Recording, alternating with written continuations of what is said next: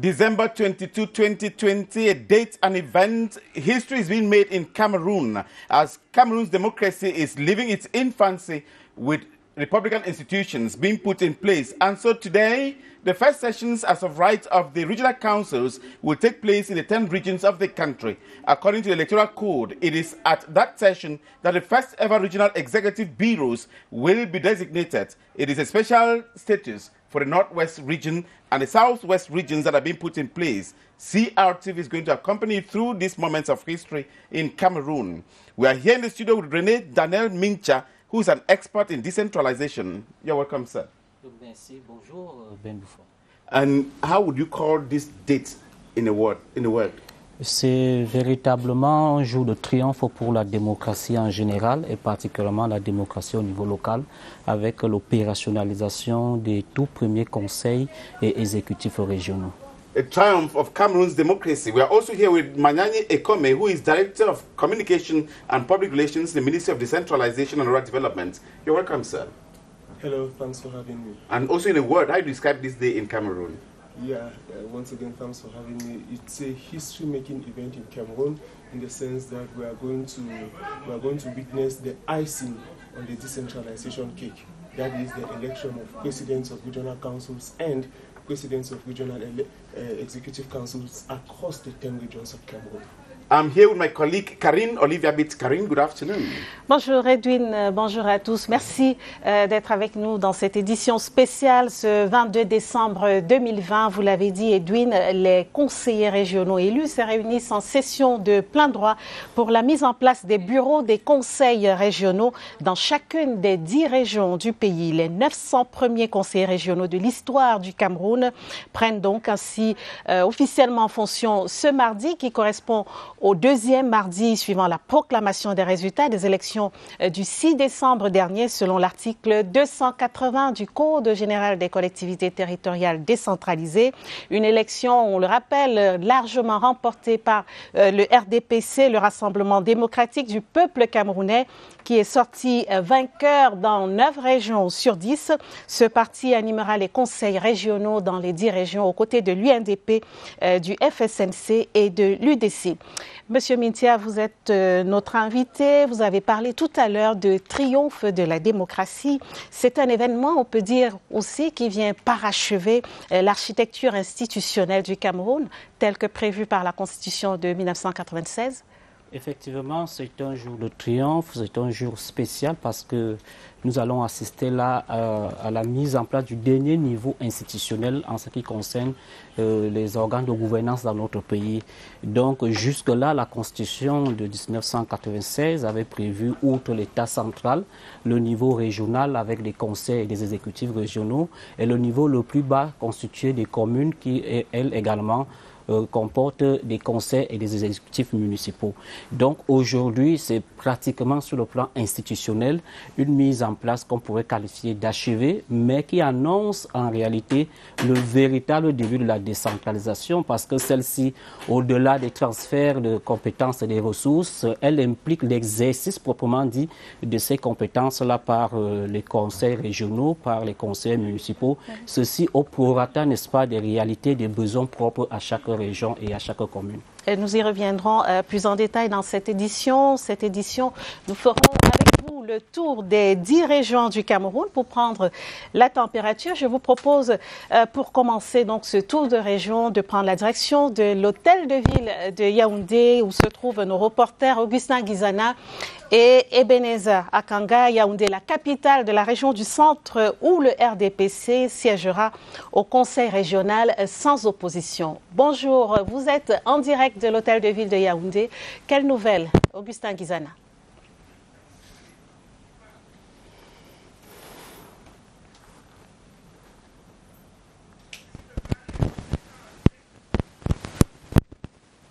Augustin Guizana et Ebenezer Akanga qui sont donc en direct à l'hôtel de ville de Yaoundé où va s'ouvrir, où s'est peut-être déjà ouverte cette session de plein droit qui verra, au cours de laquelle on verra l'élection du président du conseil régional de la région du centre. Augustin Guizana et Ebenezer Akanga, est-ce que vous nous écoutez?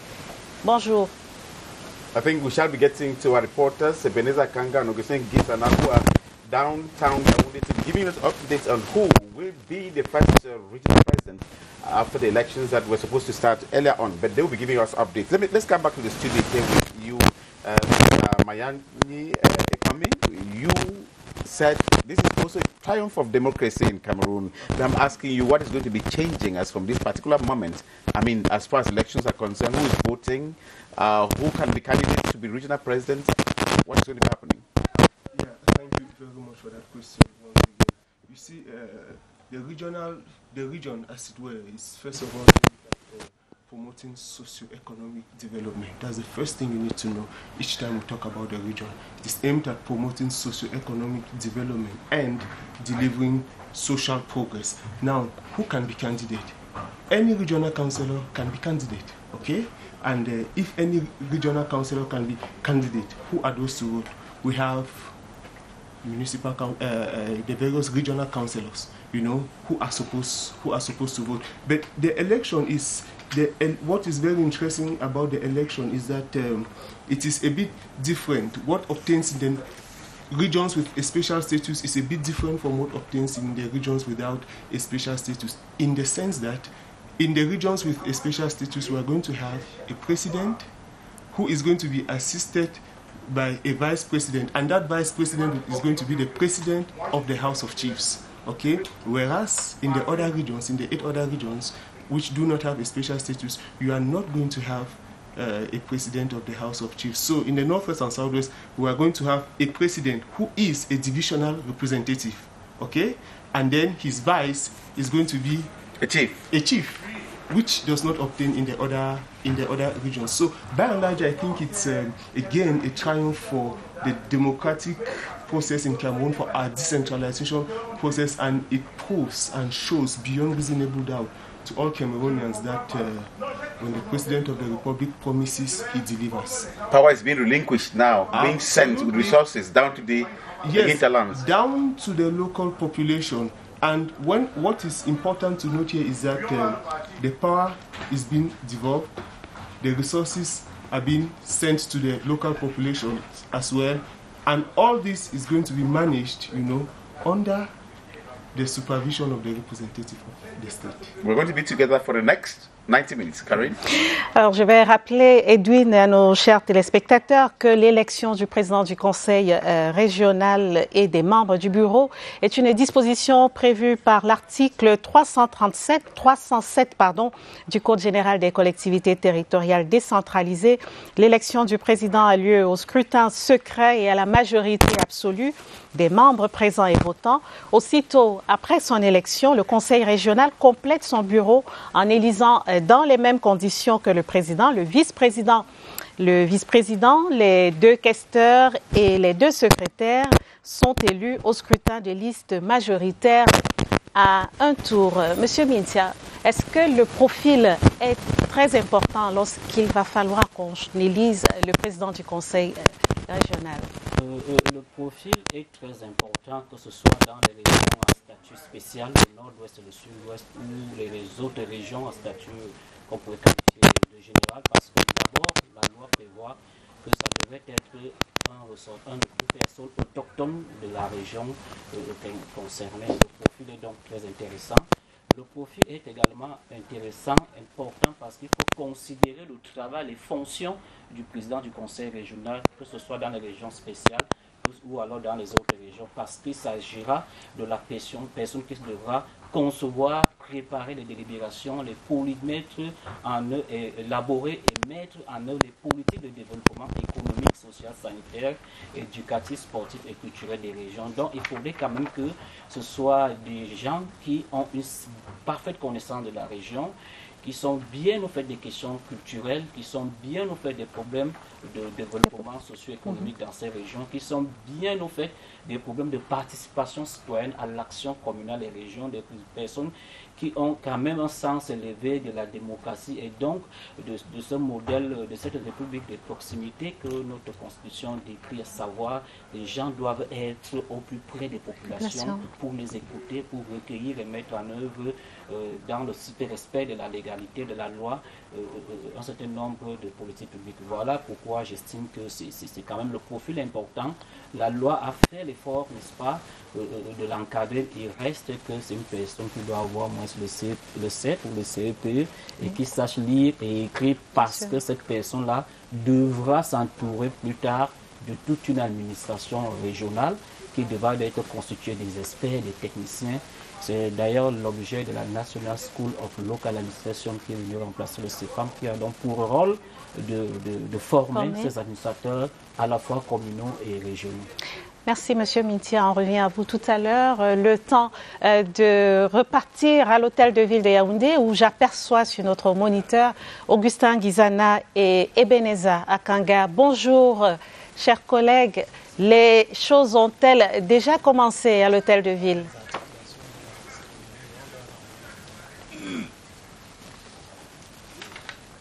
Ebeneza Akanga, Augustin Guizana, you are at the City Council Hall there. Bonjour, Moki Edwin Kenzeka. Bienvenue ici à la salle des actes de l'hôtel de ville de Yaoundé, théâtre de la session de plein droit consacrée à l'élection du président du conseil régional et des membres de ce conseil donc pour la région du centre. Le décor est bel et bien planté et pour la retransmission en direct de cette cérémonie, je suis en compagnie de Ebeneza Akanga. Good morning.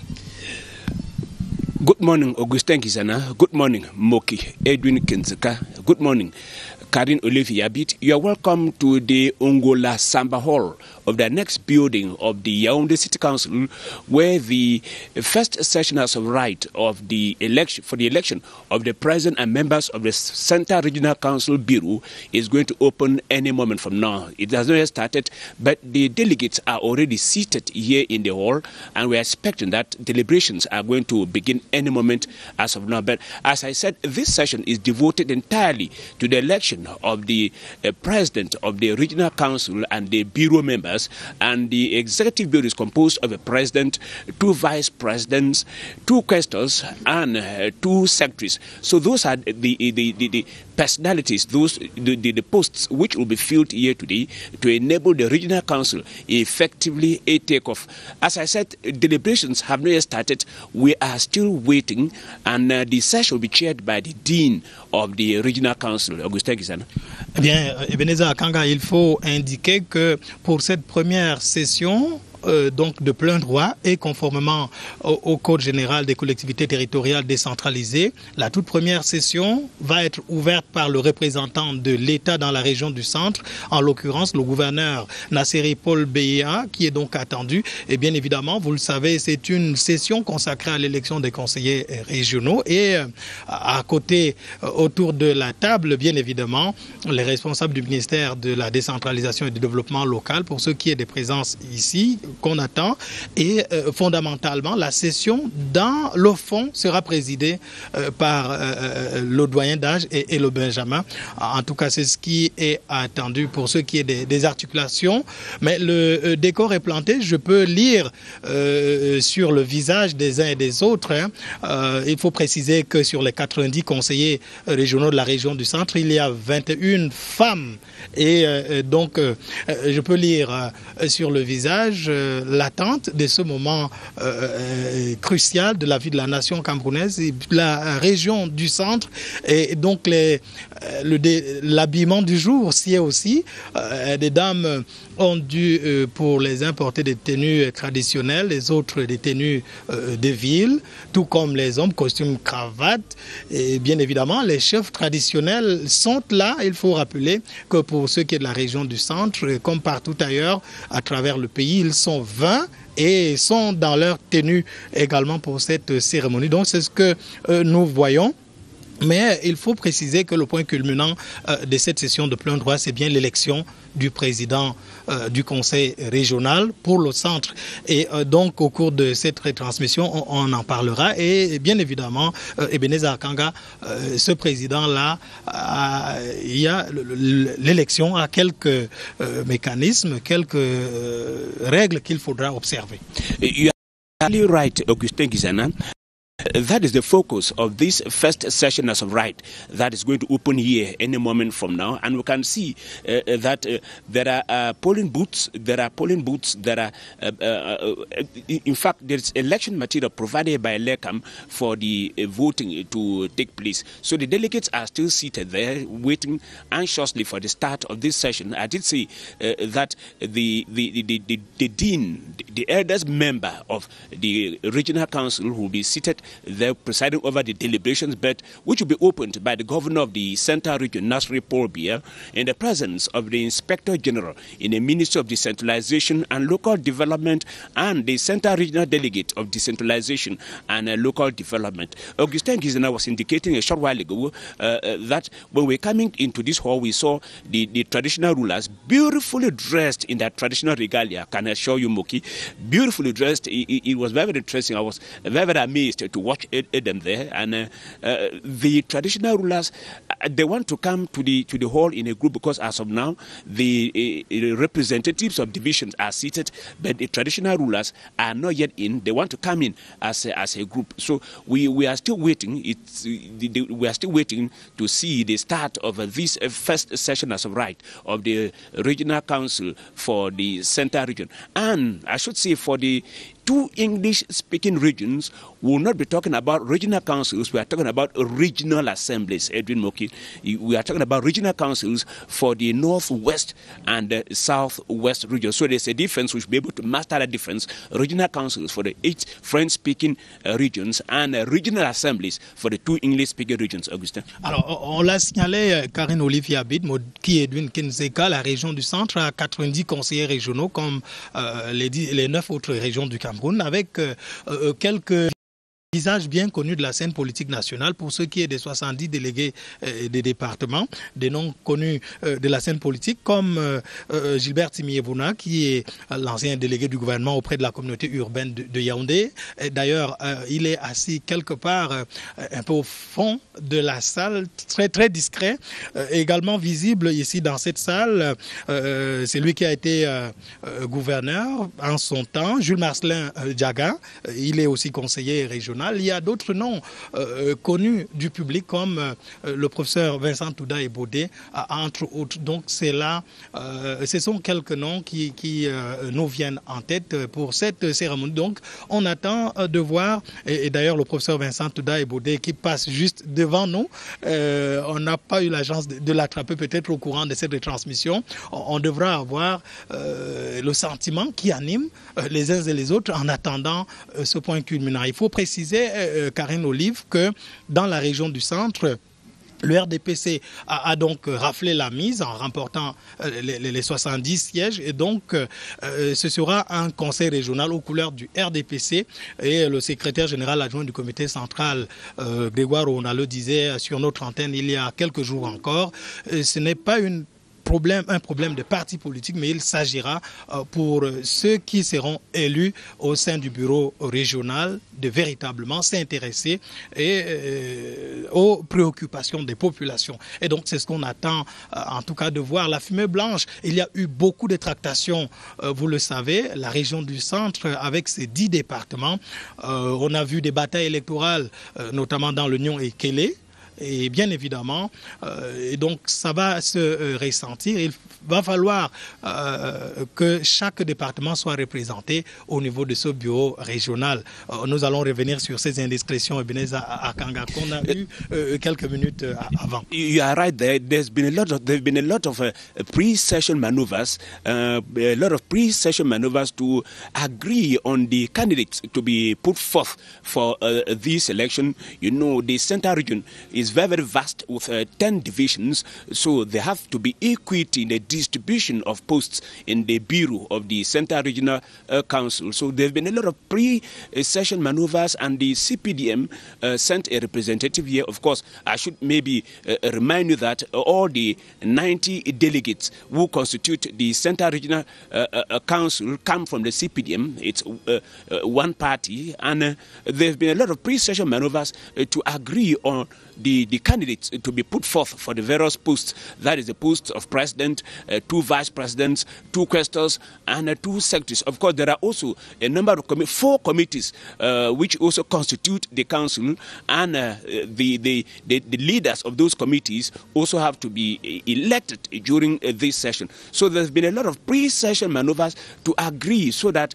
to agree on the candidates to put forth, so that when the session does open, the election will go on very, very hitch-free. I was indicating a short while ago that we have election material here provided by Elecam, showing you, just to tell you that it's not a child's play here at the Ongola Samba Hall of the next building of the Yaoundé City Council. Donc, avant de vous renvoyer l'antenne, il faut préciser qu'on attend donc le début de la session de plein droit qui sera ouverte par le représentant de l'État, et donc à savoir le gouverneur de la région du centre, Nasseri Paul Beya.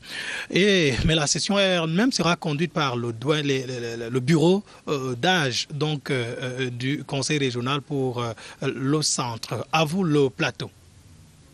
Much, Ebenezer Kanga Ngusengizana, for making yourself a vivid picture of what is happening here. From the faces of those men and women out here, I can read the anxiety they have making history in Cameroon. I mean, taking part in this history-making event. Our reporters are all over the country, in the 10 regions of the country. We shall want to get to Bafoussam. Bafoussam is in the west region. A similar exercise has to take place. It means the voting of executive members of Bureau of the Regional Council for the west region, as it will be happening in the far north, the Adamawa, and other parts of the country.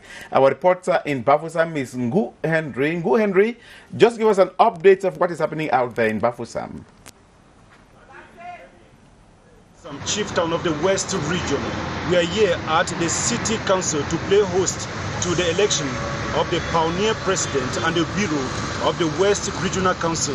The event has been scheduled for 2 p.m. here in the conference hall of the City Council.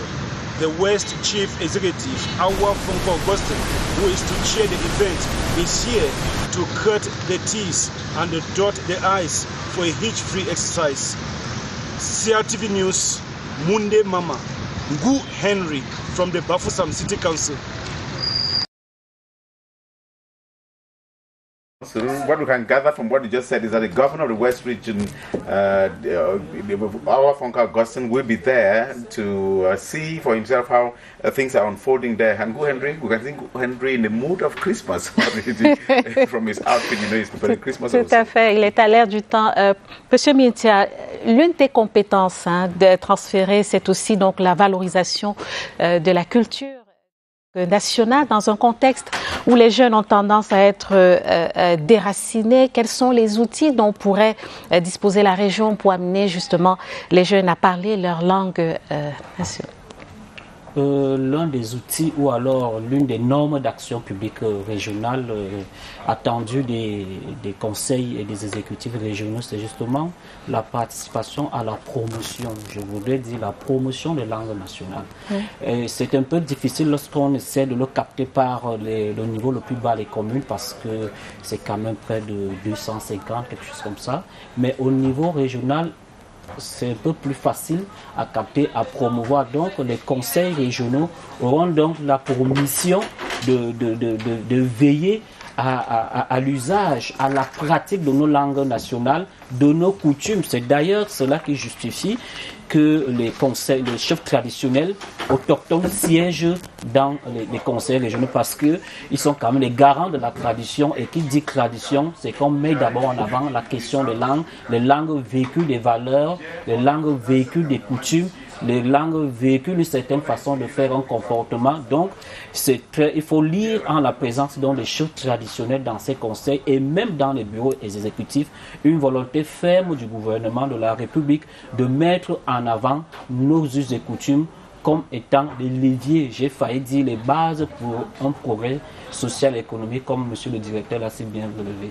Monsieur Mintia, avec les régions, on note quand même aussi une plus grande implication des populations à la prise de décision et au choix des projets de développement. Vous en parliez, c'est par exemple le cas des plans régionaux de développement dont l'élaboration est prévue dans l'article 269 des compétences transférées aux régions.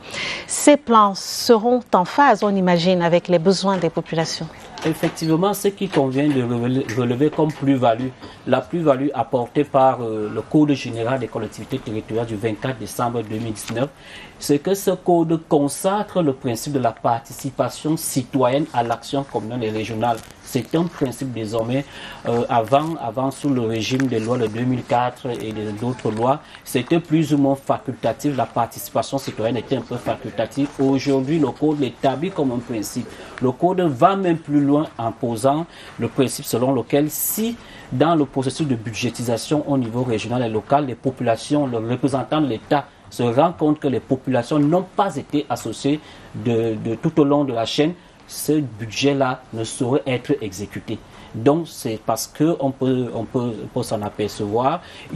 On s'est rendu compte que le véritable problème n'était pas de transférer les compétences ou des ressources, mais le véritable problème dans notre pays était que les populations se sentent concernées dans toutes les étapes de ce qu'on appelle la chaîne PPS, programmation, planification, programmation, budgétisation et bien évidemment le contrôle et le suivi évaluation. Donc c'est encore là une avancée, on peut le dire, on peut l'espérer, on peut croire qu'avec la régionalisation, les populations vont davantage être impliquées, que ce soit dans l'identification des cycles de vie de politique publique, que ce soit dans l'identification des problèmes à résoudre, que ce soit dans la mobilisation des moyens, dans la programmation des choix des solutions, que ce soit dans la maintenance ou encore dans le suivi, évaluation, le contrôle citoyen. L'évaluation est un processus éminemment démocratique qui inclut toutes les parties prenantes et dont les populations. Donc c'est encore là une avancée. On ne peut qu'espérer que cela soit traduit dans les faits. Merci M. Mintia. On en parlera des compétences tout au long de cette édition spéciale sur les sessions de plein droit qui se tiennent donc au Cameroun, dans les 10 régions du Cameroun. On va prendre la direction du sud-ouest où on va y retrouver Stéphane Talla. Le sud-ouest, comme le nord-ouest d'ailleurs, vous le savez, présente une nouvelle configuration dans la mise en place des deux organes au sein de ces régions, l'Assemblée régionale et le Conseil exécutif régional. Stéphane Talla, bonjour. Les choses ont-elles bien démarré à Boya?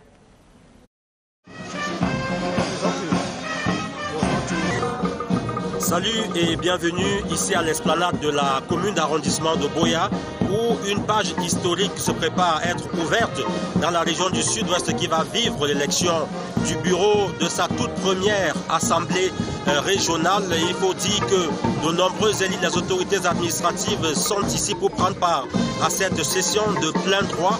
Il y a également une forte population qui est massée à l'extérieur de la commune de Boya pour vivre cet événement historique. Dans la salle des actes de la commune, les conseillers régionaux sont mobilisés pour prendre part à cette importante session. Nous vous apporterons d'amples informations au fur et à mesure que cette rencontre, les travaux vont se dérouler ici même à la commune d'arrondissement de Boya, où je signe Stéphane Talla pour l'instant. Boya, we're leaving Boya and moving to the northwest because, as you know, and as Ebenezer Kanga was telling us earlier, there are going to be regional assemblies. That's for the northwest and southwest region, and the beginning of this process, this special status. Our reporter in Bamenda is Kilo Valerie Salah.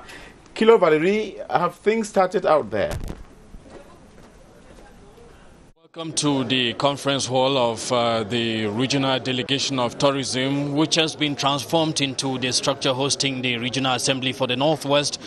There's been arrival of the key personalities involved in the election of the executive bureau members into the Regional Assembly, notably the divisional Representatives and the House of Chiefs.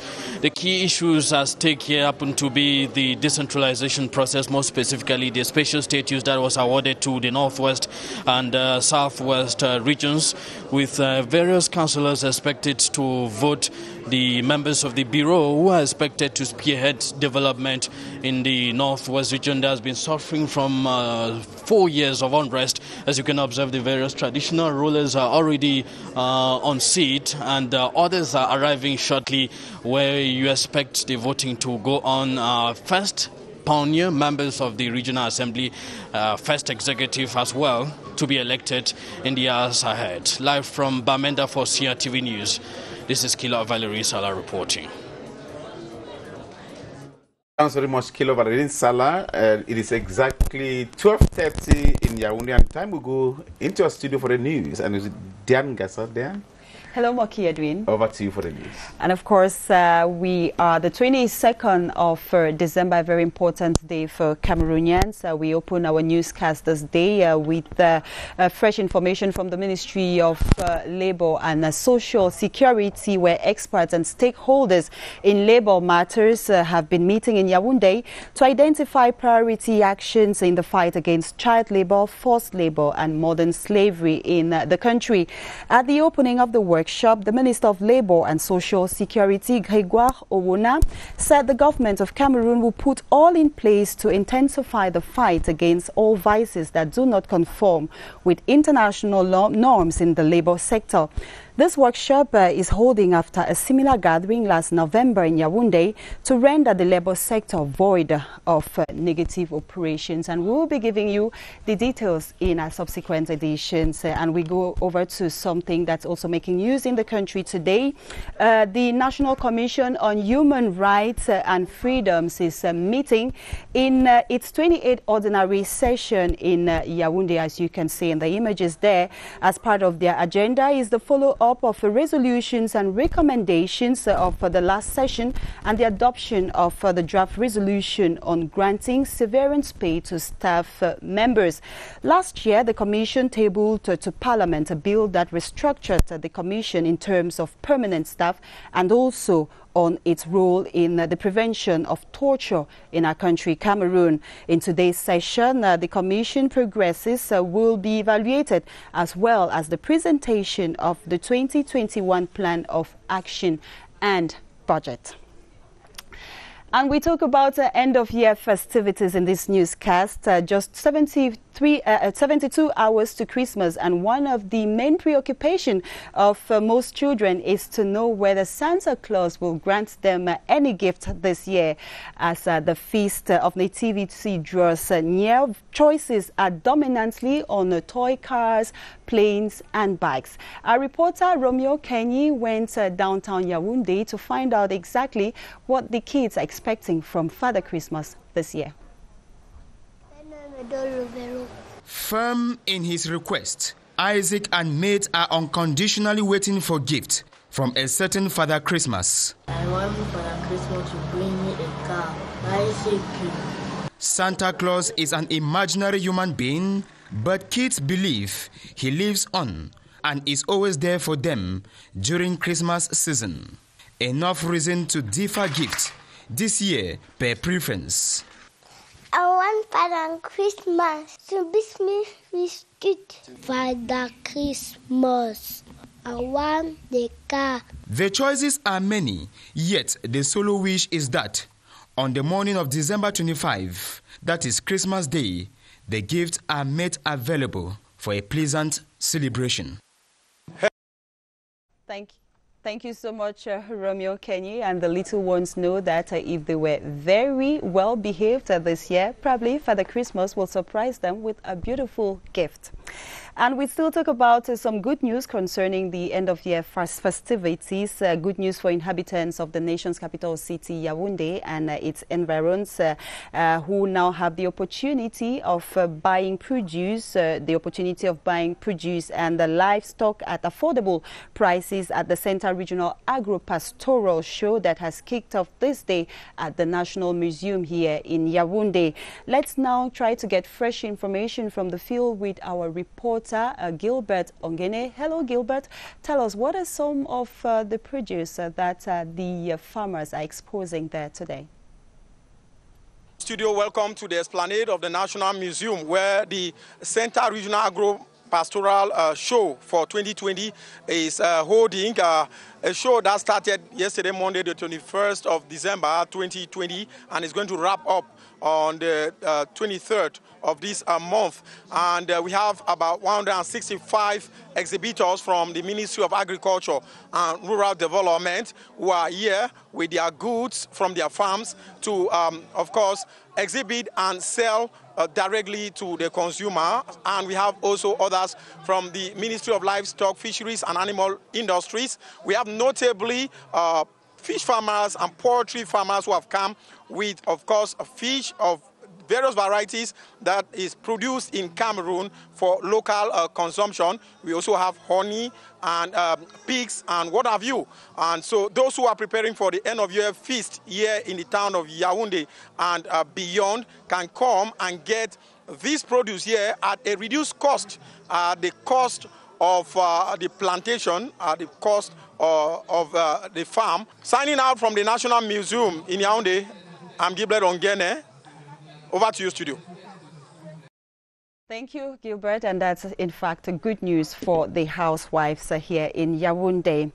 The Ethical Entrepreneurship Days, dubbed GEC, is ongoing in the nation's capital city under the patronage of the Ministry of Small and Medium-Sized Enterprises, Social Economy and Handicraft. This year's theme is doing business in times of crisis. Economic operators are exhibiting their products at the multi-purpose sports complex here in Warda. Our reporter Ewane Epole spoke with the CEO of GEC, Erika Lindu, who talks about the importance of this initiative. The Ethical Entrepreneurship Days in Cameroon, known like GEC, is just a platform of promoting entrepreneurship in order to fight against poverty and unemployment. We discovered that the only genuine way to fight against unemployment is to help and equip people for them to become wealth creator. During this forum, it is 3 intensive days of training, mostly training. We bring out business people. They are now coming to share their experiences with all the participants. The theme of this year is doing business in times of crisis. And of course, we talk about the main news of the day. Regional councillors across the country are holding their very first ordinary session as of this Tuesday, December 22. The democratization process in Cameroon is considered complete with the holding of the December 6 regional elections throughout the national territory. Following the election of regional councillors and the eventual putting in place of the different regions, Cameroonians nationwide will be able to fully participate in the management of their affairs and local development. In the report that follows, Charles Anyangwe talked with some senators who gave their point of view as far as the democratization process or decentralization process is concerned in Cameroon. After the creation of the Senate and the Constitutional Council, the last structure to complete Cameroon's democratic process was the creation of regions. Following the convening of the electorate on the 7th of September 2020 by the President of the Republic and the successful organization of the December 6 election of regional councillors, senators view this development as a milestone in Cameroon's democratic process. It puts Cameroon's democracy on a good footing by completing the decentralization process. And once the decentralization process is complete, it makes it very possible and also complete for the electoral college for senators. They should take off from where the local councils ended and ensure that our regional structures reflect the true expectations of the populace at regional level. The election of regional councillors and the eventual creation of regions will have a great role to play in the democratization process of the country. Without the regional councillors, it keeps the senatorial election still incomplete. It is very good for the Cameroon's democracy. It's now clear that following the election of regional councillors, the electoral college for the election of senators is now complete. And that's the package we prepared for you this afternoon. Thanks so much for your kind attention. Moki, Karine, you continue with your special edition. And Diane, we're not leaving you for the day because you'll be back here at 5 o'clock with Beteng Ayama for a program on the CRTV All News channel, CRTV News, to talk about maybe the names of those who have been elected in the regional councils and the regional assemblies. Definitely. Thank you, and to have a beautiful program. You're watching this special edition on the occasion of the results of who becomes an executive member of the regional councils and the regional assemblies.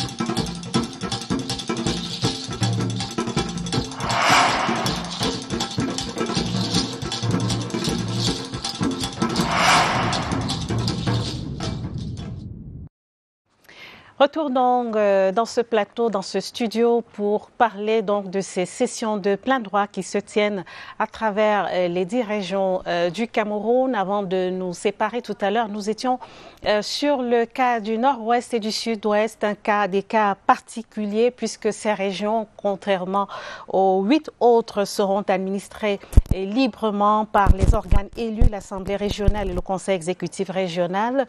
L'Assemblée régionale, qui est l'organe délibérant, elle est composée de 90 conseillers régionaux et comprend 2 chambres, la House of Divisional Representatives, dirigée par le président du Conseil exécutif régional, est composée de 70 membres, et puis la House of Chiefs, chapeautée par le vice-président du Conseil exécutif régional, animée par 20 membres issus du commandement traditionnel. Elle dispose de 2 commissions selon l'article 338 du Code général des collectivités territoriales décentralisées, la commission des affaires administratives, juridiques, l'éducation, santé, entre autres, et puis la commission des finances, des infrastructures, du développement économique, entre autres. Monsieur Mietia, à la lecture du Code général des collectivités territoriales sur le fonctionnement de ces instances, on se rend bien compte que les chefs traditionnels ont leur partition à jouer dans ce dispositif.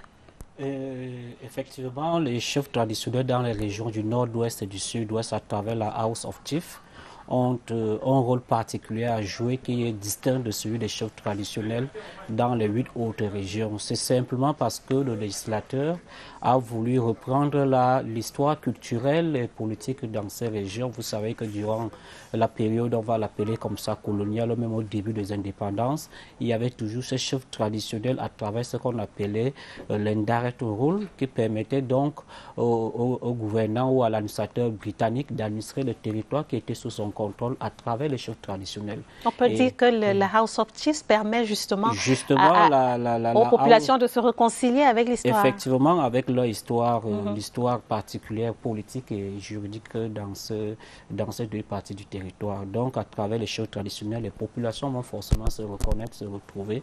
Et même dans l'agencement interne dans ces 2 régions, dans l'organisation des organes dirigeants de ces 2 régions-là, on retrouve là les mécanismes bien habitués dans les pays anglo-saxons. En général, c'est une particularité dans ces pays. Vous avez le public indépendant conciliateur qui est là-bas. Il y a même des procédures d'impeachment qui peuvent être déclenchées. Vous avez ces 2 chambres-là qui donnent un peu une idée du bicaméralisme au niveau parlementaire, même si ce n'est pas ça exactement. Mais toujours est-il dit qu'on va assister à ce qu'on va appeler des navettes entre les 2 chambres, la House of Chiefs et la House of Representative Delegate. Donc, c'est quelque chose d'assez fantastique qui peut paraître extraordinaire, mais est sincère concrètement dans l'évolution politique, juridique et même culturelle de ces deux régions. Je vais rappeler, si vous permettez, cet article 345 du Code général des collectivités territoriales décentralisées. Lorsqu'une délibération régionale est adoptée par la House of Representatives, elle est transmise dans les 24 heures à la House of Chiefs, qui peut y apporter des amendements et la renvoyer en seconde lecture. Effectivement, c'est une navette, c'est une forme de navette qu'on pourrait qualifier de parlementaire, mais ici c'est une navette au niveau de l'Assemblée régionale. Alors maintenant, du fait de leur statut spécial, les régions du Nord-Ouest et du Sud-Ouest jouissent de compétences supplémentaires par rapport aux 8 autres régions. Ces compétences vont apporter quoi concrètement ? Peut-être pour voir ce qu'elles vont apporter, il faut d'abord les mettre en évidence. C'est exactement 3 compétences qu'elles ont en plus. Au total, c'est 73 compétences pour toutes les régions. Et les régions du Nord-Ouest et du Sud-Ouest, on leur ajoute 3 compétences. La première, c'est qu'elles sont appelées à participer dans l'élaboration des politiques publiques nationales dans le domaine éducatif et particulièrement du sous-système anglophone. Donc vous voyez là qu'on veut capter, on veut prendre les particularités du sous-système anglophone hérité de la période britannique. La deuxième compétence particulière qu'elles ont par rapport aux autres, c'est qu'elles peuvent créer et gérer des missions régionales de développement. Et également, là, c'est pour capter quand même un certain nombre de choses. La troisième mission, compétence, attribution particulière, c'est qu'elles peuvent participer ou alors on doit les consulter lorsqu'il s'agit du statut des chefs traditionnels. Là encore, on se retrouve en plein dans la prise en compte de nos réalités culturelles.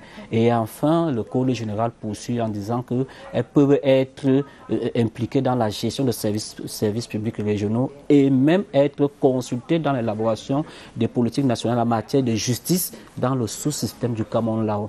On se retrouve là en plein dans la mise en œuvre pour tenter de trouver des solutions aux problèmes qui ont qui ont fait émerger la crise anglophone d'une manière ou d'une autre. And this code on decentralization was drafted following recommendations made at the major national dialogue that was called to solve problems in Cameroon, and specifically the problems in the Northwest and Southwest regions, to indicate that the specificities of the Northwest and Southwest regions inherited from the colonial era, that is from the British colonial masters, really influenced the patterns of behavior and some of the decisions taken. Now, Mr. Mayani Ekome, how is the House of Chiefs going to be operating differently from the House of divisional representatives of divisional bodies? Okay, thank you. Maybe before I answer that question, it is important to note here, as mentioned by one of your reporters, that in the Northwest and Southwest, we are going to have regional assemblies. Now, what is a regional assembly? The regional assembly is the deliberative organ of the Northwest and Southwest, okay? And it is important for me to say here that the regional assembly is composed of 90 members.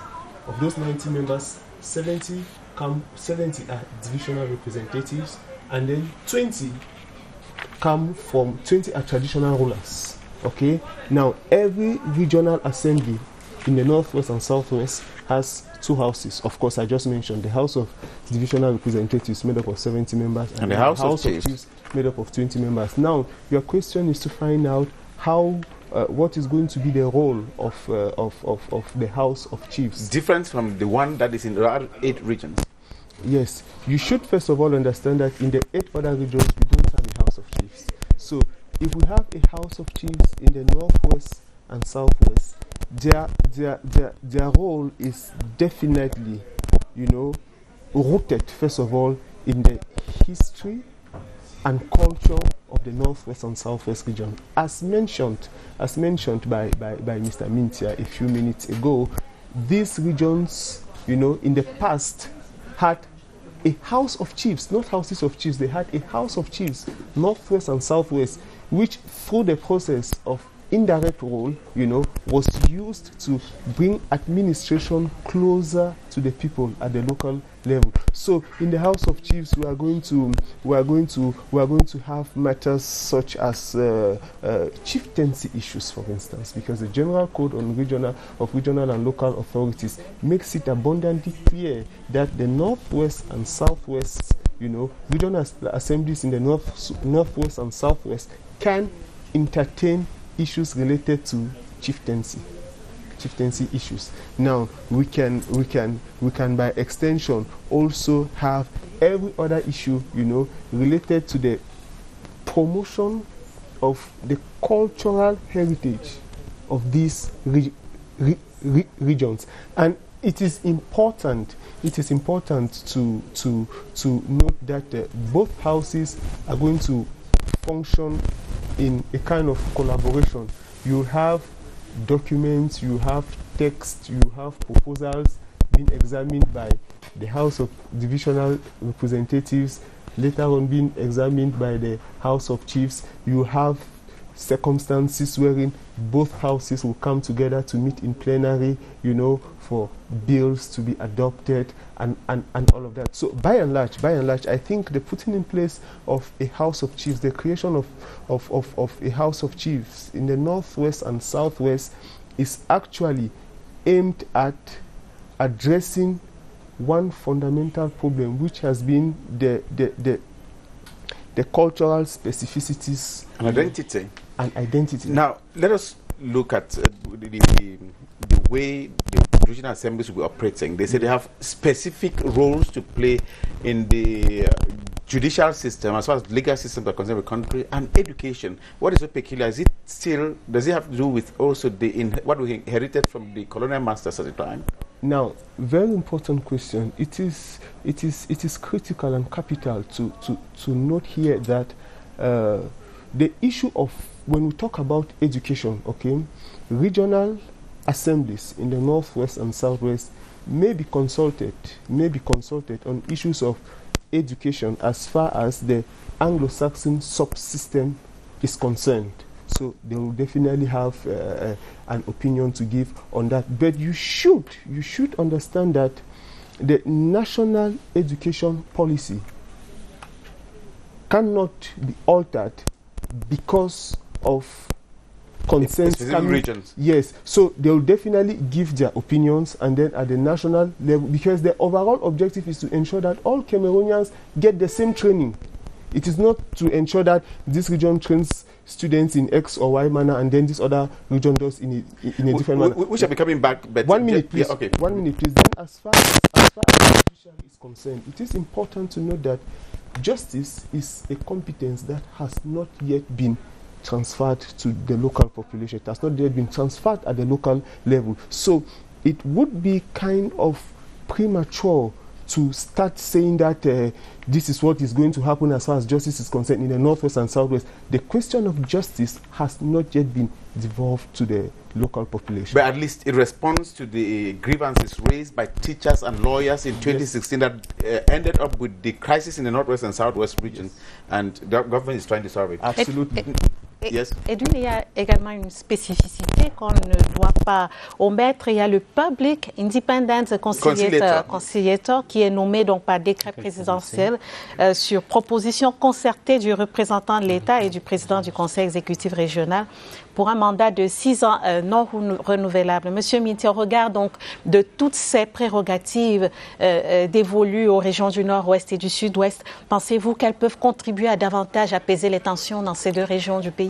Elles peuvent, toutes ces mesures à la fois constitutionnelles et législatives, peuvent effectivement, si elles sont implémentées concrètement, contribuer à ce que les populations se retrouvent dans le mode de gestion qui a toujours été de leur depuis l'histoire coloniale et même les débuts de l'indépendance dans notre pays.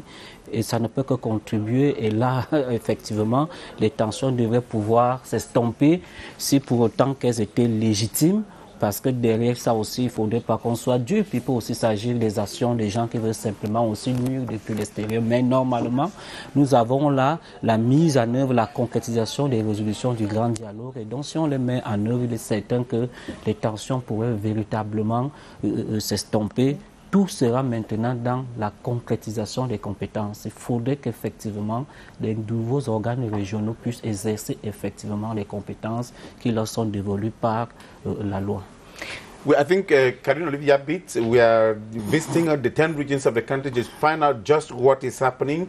Let's now move on to the far north region, where reporter Henry Tato Ekambi has been standing by to give us updates on how the elected officials of that region are meeting. Edwin, excuse-moi de te couper. J'aperçois sur notre moniteur Salomon Kankili Babale de CRTV Adamawa. L'Adamawa qui est donc la seule région qui a échappé au RDPC. L'UNDP a raflé la mise en obtenant 56 sièges contre 14 pour le RDPC.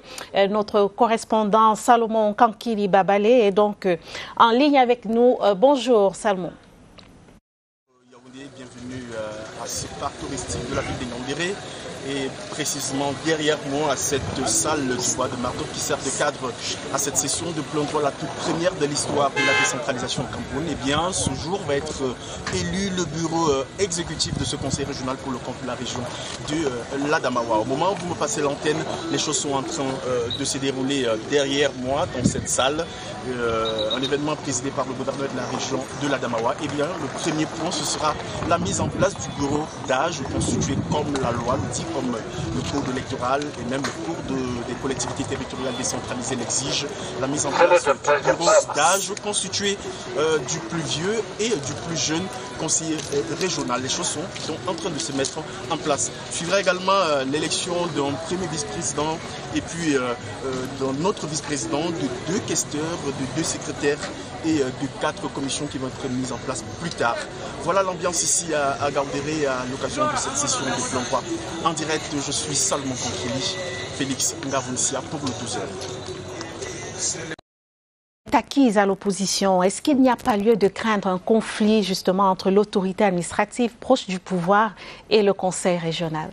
Sur le plan de la norme, il ne saurait y avoir de conflit puisque l'autorité administrative, c'est l'autorité administrative. De l'autre côté, le président du conseil régional, les autres membres de son bureau, c'est les autorités politiques qui sont chargées donc de mettre en œuvre un certain nombre de compétences et en fonction des réalités de cette région, l'autorité, le représentant de l'État dans cette région, dont le gouverneur, n'étant là que pour exercer le pouvoir de contrôle. Le pouvoir de contrôle, de tutelle. Le gouverneur qui est quand même proche, on va dire, du parti au pouvoir. Est-ce qu'il ne saurait y avoir normalement, le gouverneur on ne devrait pas dire s'il est proche.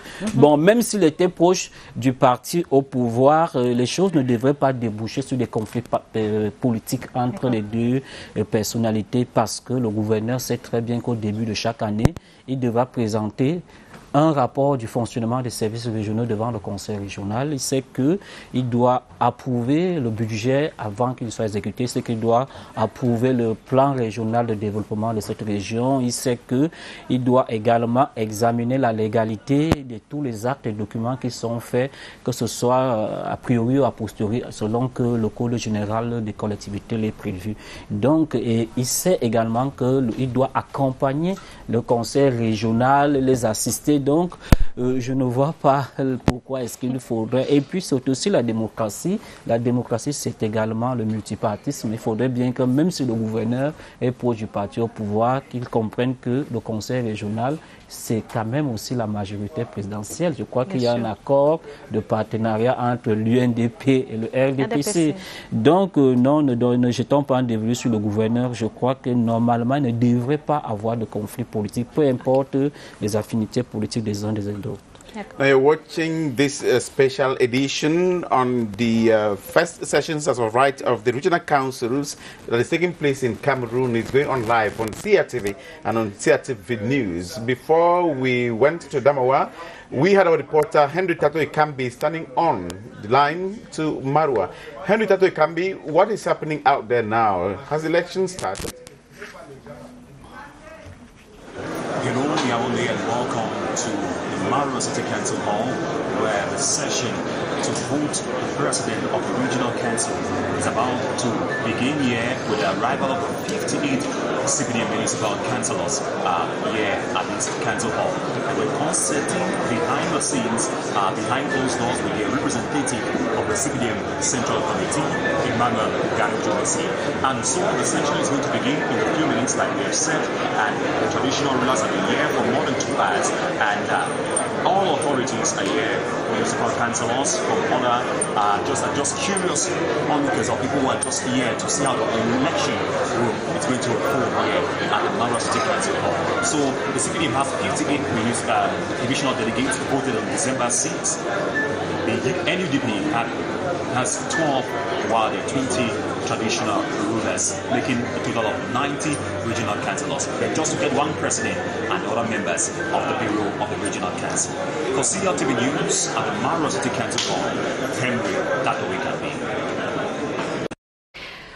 Merci beaucoup, Henry. Cap à présent sur la région du littoral où le RDPC a confirmé son rang de leader sur les 70 sièges réservés aux formations politiques en compétition.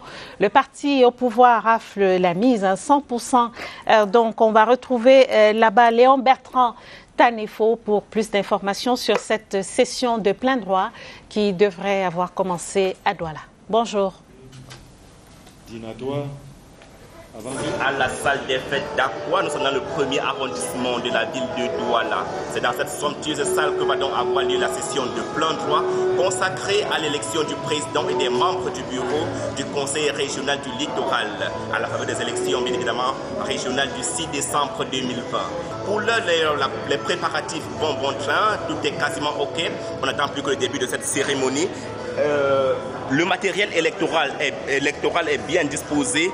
Les ingénieurs, les techniciens de surface et autres agents de sécurité se rassurent de la bonne tenue, de la bonne organisation de ce moment historique.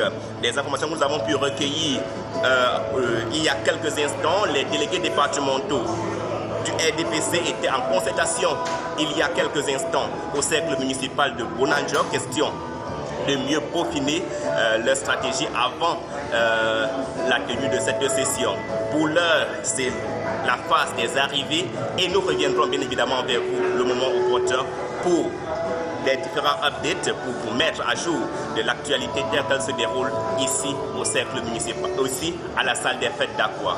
Patrice Njouabi, Léon Bertrand Tanefo, CRTV News. Bertrand Tanefo, merci également à toute votre équipe mobilisée là-bas pour suivre donc cette actualité avec nous. Monsieur Mintia, Douala, qui est considéré comme le poumon économique du Cameroun, au regard de l'expérience des communes qui ont du mal à mobiliser les financements, qu'est-ce que le législateur a prévu pour la région au vu de ses compétences qui sont plus élargies que celles des communes? En ce qui concerne les ressources, j'imagine que vous voulez parler des ressources. Douala est le poumon économique. Ça veut dire qu'il faudrait aborder les questions liées à la fiscalité, aux recettes fiscales transférées aux régions. Et là-dessus, le législateur, la loi du 19 décembre 2009, du 15 décembre 2009, en son article 119, est bien claire lorsqu'elle décrit donc quelles sont la nature des recettes des régions. Vous avez là ce qu'on appelle le timbre aéroportuaire, la taxe aéroportuaire qu'on paie lorsqu'on voyage. Vous avez là-dedans les redevances liées à l'utilisation, à l'exploitation des ressources en eau, les ressources pétrolières, gazières, etc. Vous avez également tout ce qui pourrait être comme ressources naturelles. Dans tous les cas, ce que le législateur a prévu et ou alors compte faire, c'est que certains impôts du niveau régional vont être soumis à la péréquation, donc à la centralisation, à la redistribution, au reversement aux régions. Forcément, il y a un décret du Premier ministre qui est attendu dans ce sens. Donc chaque région, en fonction de ses spécificités, de ses atouts économiques ou fiscaux, va forcément se retrouver avec une cagnotte plus ou moins pleine qui va lui permettre, n'est-ce pas, de déclencher le processus de progrès socio-économique dans son territoire. La région en tant qu'entité autonome maintenant, quelles peuvent être ces niches de financement? Pour une région comme celle de Douala, les niches de financement, il y a déjà que nous appelons ça dans la décentralisation, ce qu'on appelle les mécanismes de financement innovants. Il faudrait aujourd'hui que les régions, les leaders qui vont être votés tout à l'heure, prennent sur eux quand même d'aller vers de nouveaux niches tels que la mobilisation de l'épargne locale, l'épargne régionale. Qu'on cesse quand même, bien sûr, l'État doit transférer, il y a les dotations, il y a la fiscalité, mais il y a cette épargne locale, il y a la valorisation des ressources touristiques du terroir, la valorisation de plein d'autres atouts du territoire que les régions. Il y a même la mutualisation et la mise en œuvre d'un certain nombre de choses avec les communes de leur territoire. Je pense que si les acteurs qui vont être élus mettent en mouvement tous ces atouts et bien d'autres qu'on ne saurait citer ici, en dehors de la dotation générale de la décentralisation et des impôts classiques, elles auront certainement des ressources pour pouvoir financer le développement de leur entité. Merci, M. Mintia. On va prendre la direction du Nord où le RDPC n'a pas perdu le Nord. 56 élus contre 12 pour l'UNDP et 2 pour le FSNC. Notre correspondant permanent de CRTV Nord est en ligne pour faire le point sur les travaux de la session de plein droit. Bonjour. Merci de nous retrouver ici à la salle des fêtes et de la culture de la communauté urbaine de Garoua qui a fait sa mue pour porter la solennité mais surtout la charge symbolique et historique de ce grand moment qui sera donc consacré à l'élection du bureau exécutif du Conseil régional du Nord. Alors c'est le grand jour tant attendu. La mise en place des personnalités, tant sur le plan politique, administratif et traditionnel, se poursuit ici. Les conseillers régionaux commencent à arriver dans cette salle et le programme donc de cette élection prévoit tout à l'heure le mot du gouverneur de la région du Nord, Jean Abaté, dit la vérification du quorum, le rappel du cadre législatif régissant cette session de plein droit, la mise en place du bureau d'âge, l'élection du président du conseil régional, l'élection du premier vice-président du conseil régional, l'élection des autres membres du bureau régional, le vice-président, 2 secrétaires et 2 questeurs au scrutin donc de liste. Tout se déroule donc ici dans le strict respect des mesures barrières contre la pandémie liée au Covid-19 et il faut le rappeler, des 90 conseillers régionaux du Nord, 20 sont issus du commandement traditionnel, 56 du RDPC, 12 de l'UNDP et 2 du FSNC, le parti de Issa Chiroma à Bakari. En direct de la salle des fêtes et de la culture de Garoua, Boniface Samassou, Claver Pascal Ndanga, CRTV. Thanks very much, Claver Pascal Ndanga, for updating us there. But let's come back here in the studio and talk specifically of what everybody's expecting, this special status for the Northwest and Southwest. We've heard things like the conciliator, the impeachments, commissioners, secretaries. Could you define the role each of these parties will be playing that makes the Northwest and Southwest that special? Yes, you know, each time we talk about the special status, we begin by saying, you know, that the special status is a brainchild, okay, of the major national dialogue, which was convened by the President of the Republic and chaired by the Prime Minister, head of government. And now, what are the elements of this special status? The first thing you have to know is that in the Northwest and Southwest, the executive organ is going to be the Regional Executive Council. It's going to be the Regional Executive Council. This Regional Executive Council is composed of a president, a vice president, and 3 commissioners. In fact, we just talked about commissioners. Who are these commissioners? You have 1 commissioner for economic development. You have another commissioner for health and social development. And then you have 1 commissioner for education, sports, and cultural development. So those are the 3 commissioners. Their role is to you know, conceive policies which will ease the implementation or the development of the areas they cover, and then still in that regional executive council, we are going to have 2 secretaries and of course 1 questor. So that was the first element of the special status, the regional executive council. Another very interesting element of the special status, as mentioned by my co-panelist, Mr. Mintia, is the public independent conciliator. Now, the public independent conciliator is going to be an independent authority, okay, appointed by the head of state, whose role is going to be to identify and amicably settle disputes between the regional administration. I'm not talking about the local. You're talking about the governors here. No, whose role is going to be to amicably settle disputes, okay, between the administration at the local level, that is in the regions and in the councils, between conflicts that emerge between those authorities and the population. That is going to be the role of the public. Let's have this point very.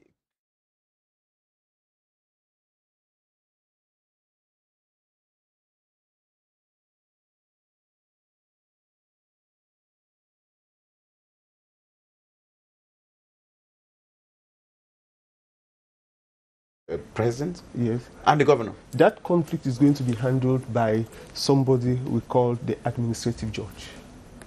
Est-ce que n'importe qui, est-ce que tout le monde, quelqu'un peut saisir le conciliateur? Yes, everybody can complain to the public independent conciliator. I mean, if you have the impression that your rights are trampled upon by the authorities I just mentioned, you issue a complaint to the public independent conciliator, and he's going to examine it and amicably settle the conflict. The idea here is to reduce that confrontation between the population and the administration of the region. We want to create, we thought it wise to create a platform where disputes or misunderstandings could be settled in a friendly and amicable manner. That is, so the public independent conciliator was the next element of the special status. And then we also have the impeachment procedure, which is going to be present in the Northwest and the Southwest.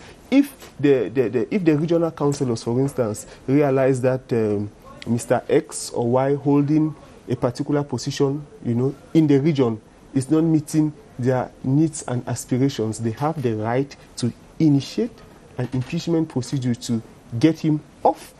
Checks and balances. Absolutely, here. absolutely. But if you permit me, if you permit me, another element of the special status is the powers given to the Northwest and the Southwest to create development authorities. Okay, which in the Southwest we already have the Southwest Development Authority, SOEDA. In the Northwest, we already have the Northwest. Yes. So these regions now, these regional assemblies have been given additional powers by the state, to create more of such development authorities.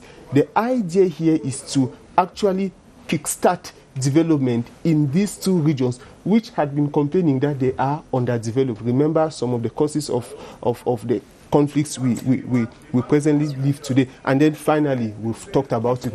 Another element of the special status is the House of Chiefs. We've talked about it extensively. So we are sure and confident that if well implemented, all these elements of the special status are going to lead the Northwest and Southwest out of the conflict that propel development. Yes, absolutely. I still want to come to one fact, because political parties have been raising this, and some individuals, they do not understand. It is true that regional councils are not coming as autonomy.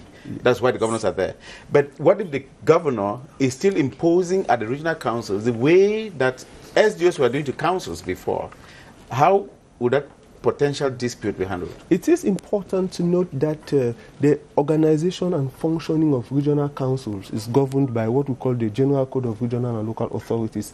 And when you read that instrument, it clearly specifies roles and duties of the governor as supervisory authority and the presidents of the various regional executive councils. So, on the basis of this instrument, there ought not to be conflicts between both authorities. However, even if the conflicts emerge, the same legal instrument says that the administrative judge is competent enough to rule on issues, opposing the supervisory authority, who is the governor and the president of the regional executive council. What specific role has the governor got here? I know that regions cannot talk about their defense and security. They cannot talk about other issues. So could you explain this for people to understand? Yes, the role of the governor is to supervise the activities of the region. Remember, the governor is the representative of the state. So when we talk about supervision, what are we saying? For instance, on issues of budget, the governor has to be there to ensure that the budget which is about to be voted, is being done in accordance with the rules and regulations of the land. The governor has to be there to ensure that issues of recruitment, for instance, are done in consideration of the legislation in force, so that a regional and overzealous regional executive president should not sit and recruit X or Y on the basis of his of nepotism, tribalism, or whatever, or cultural and tribal affiliations. Another important reason why we need to have the governor is what we call international cooperation. You know that regions and councils have the right to engage in international cooperation. And when we talk about international cooperation, we are already talking about international relations. So the governor has to be there to ensure that if the regional executive president of the Southwest, for instance, wants to get into an international wants to get into international cooperation with a region in, say, I don't know, Italy, Germany, or whatever, the governor should be there to supervise about that. State issues. Absolutely. I think we are also moving to meet our reporters on the line. Nous allons prendre la direction du Sud, où le RDPC fait un carton plein. Seul parti en lice, il a obtenu 70 sièges des délégués des départements. Notre correspondant est en ligne. Bonjour. Bonjour Yaoundé, bienvenue ici dans la région du Sud. Au 6e étage de l'hôtel Bengo se tient actuellement en huis clos, présidé par le ministre Joseph Lé, le mandataire du comité central du RDPC. Le RDPC, le seul parti en course ici dans la région du Sud pour ces régionales, a donc raflé les 70 sièges. Après cette concertation, la délégation va se déporter du côté de la commune des Boulevards premier dans son hôtel de ville pour justement le début effectif de cette session de plein droit. Plusieurs noms sont annoncés, le suspense demeure. Du côté des chefs traditionnels, les jeux sont également ouverts. Et là aussi, il y a quelques têtes de proue comme Sa Majesté René Désiré Ifa, Sa Majesté Afanizé, qui sont annoncés, pressentis pour le poste de vice-président de ce conseil régional qui est en train de se mettre en place. Tout se passe dans la sérénité. C'était des retrouvailles pour ces conseillers régionaux venus des 4 départements du Sud. Plus que quelques heures donc, et on saura qui sont les pionniers de ce tout premier exécutif régional dans la région du Sud. En direct des Boulevards, je suis Georges Ndi, à vous l'antenne. Thanks, George Ndi. We're leaving you and then moving to the City Council here in Yaoundé, where Ebenezer Kanga and Augustine Gizana have been standing by to give us updates. When we left them, they said they were still expecting the chief to come into the hall. So what is happening out there, Ebenezer and Gizana?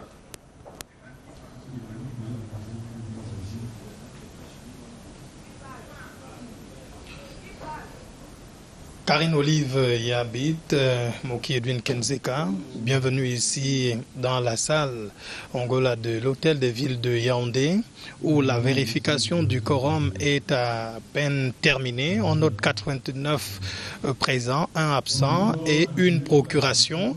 Et c'est l'ouverture donc de cette session par le gouverneur de la région du centre, Nasseri Paul Béa, qui a d'ailleurs la parole en ce moment. Mais l'ouverture de cette session, le gouverneur du centre a beaucoup insisté sur la collaboration entre le pouvoir central et les collectivités territoriales décentralisées, en l'occurrence la région, dont le point d'orgue sera l'élection des membres du bureau donc de ce conseil aujourd'hui. Ebenezer Kanga. Well, Mokin Edwin Kinseka, welcome back to the Ongola Samba Hall of the next building of the Yaoundé City Council, where deliberations for the first session as right of the Regional Council for the Central Region have started in earnest.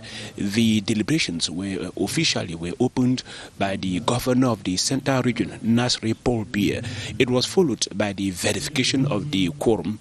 It came out that one regional council is absent, and in fact the quorum is largely attained here.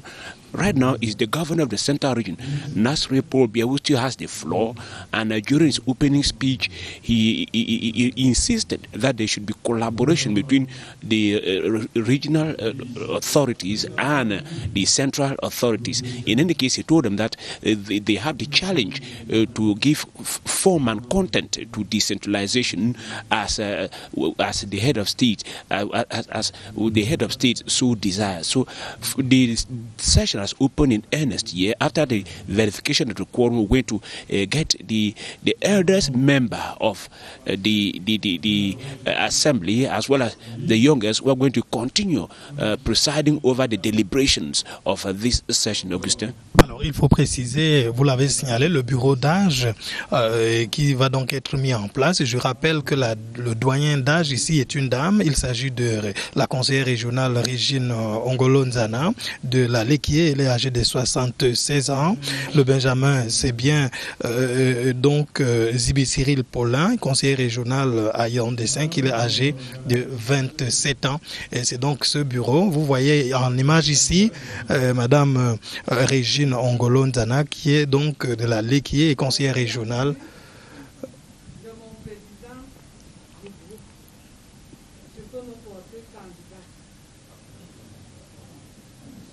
Et donc, des premiers mots donc de Régine Ongolo Nzana, qui est donc âgée de 76 ans. Yes, Edwin, we have an idea of the eldest member of the Regional Council for the Center. It's a lady, and she's called Régine Ongolo Nzana. She's 76 years old, and she comes from a Leke division, while the youngest member is called Zibi Cyril Paulin. He is just 27 years old, and he comes from the Yaoundé 5 council area. So the deliberations are continuing here. It's about to put in place the bureau. Okay, this the youngest. This, oh yes, on your screen now. This the youngest, the youngest member of the regional council for the center. He is called Zibi Cyril Paulin. And I should say that while in this opening session, the governor is assisted by officials from the Ministry of Decentralization and Local Development. It's a total serenity here in the Ongola Samba Hall of the next building of the Yaoundé City Council. I should also acknowledge the presence of Alamin Ousmane Mey, who is the representative of the Central Committee of the CPDM. And the youngest member is going up to the high table to take his seat. At the same time, too, the eldest member, Régine Ongolo Nzana, is also moving up to the high table to take her seat and to continue presiding, to continue deliberations of this session, Augustin. Alors donc, une fois le bureau mis en place, donc la suite du processus, ce sera l'élection donc du président du conseil régional et des autres membres. Je rappelle qu'il y a un premier vice-président, un deuxième vice-président, un premier questeur, un deuxième questeur. Of serenity, I want to add solemnity. We are leaving the central region to move now to the southwest region for Hombo Sozim Monjowa to give us updates on what is happening there in the southwest region of the country.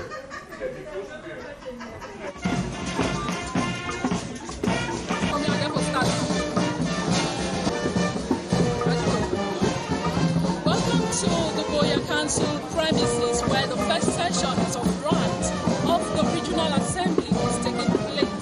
The 90 delegates of divisions and representatives of traditional rulers are already here to take part in this history-making event, which will see the election of the president and other members of the executive bureau.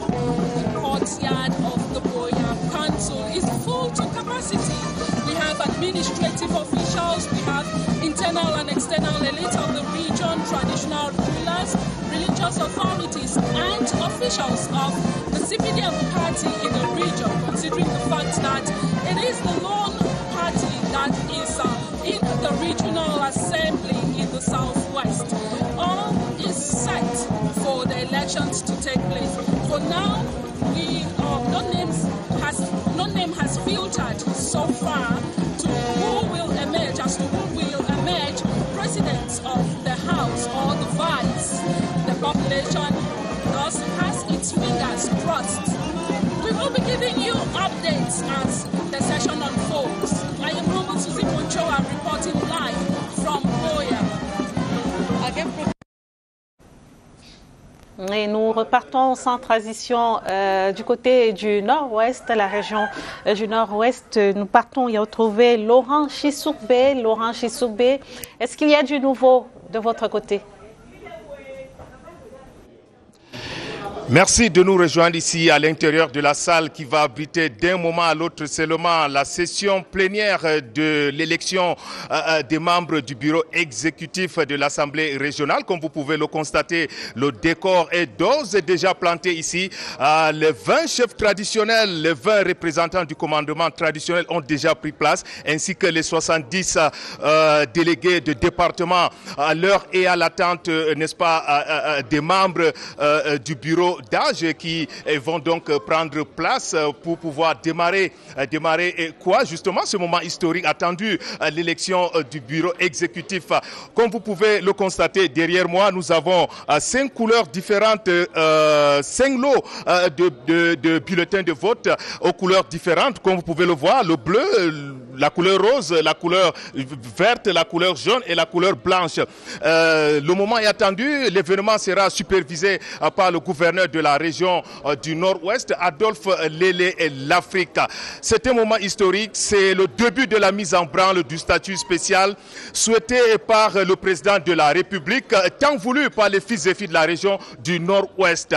À l'instant même, comme vous pouvez le constater, les chefs traditionnels regagnent une autre loge, puisque les choses se précisent déjà ici. Depuis l'intérieur du bâtiment qui va abriter la session de plein droit, Laurent Chissoubé pour la CRTV. We are just leaving the southwest to the east region, where our reporter also, Valentine Guamesia, is waiting to give us updates on what is happening there with the event, the topical news issue of the day. Guamesia? Good day and welcome to Betua, capital of the East region, the land of the rising sun. We are here in the premises of the Lycée Technique de Kano, and right now I'm standing in front of the all-purpose hall of this establishment where elections for the post of the president and his bureau of the East Regional Council will be taking place. We were given a communique from the East Regional Governor's office today that these elections will start at exactly 4 o'clock. We have also been reliably informed that the Cameroon People's Democratic Movement will be having an in-camera meeting, and this meeting will be presided over by Minister Masena Ngale Bebehe of the Central Committee of the CPDM. With me here in front of the all-purpose hall of the Lycée Technique de Kano, where these elections will be taking place, is Mr. Mabesi Sylvain. He is the regional delegate of decentralization and local development. Sir, how prepared are you? Everything is in place for a history election today. All the regional councillors are in town.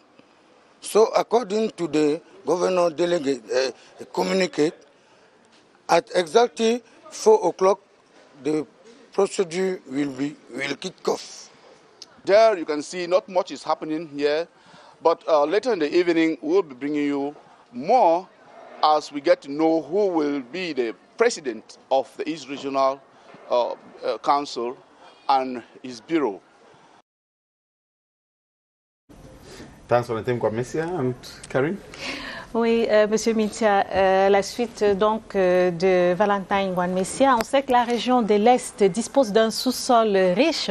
Que peuvent faire les conseils régionaux pour la protection et une meilleure exploitation de ces ressources au bénéfice des populations locales?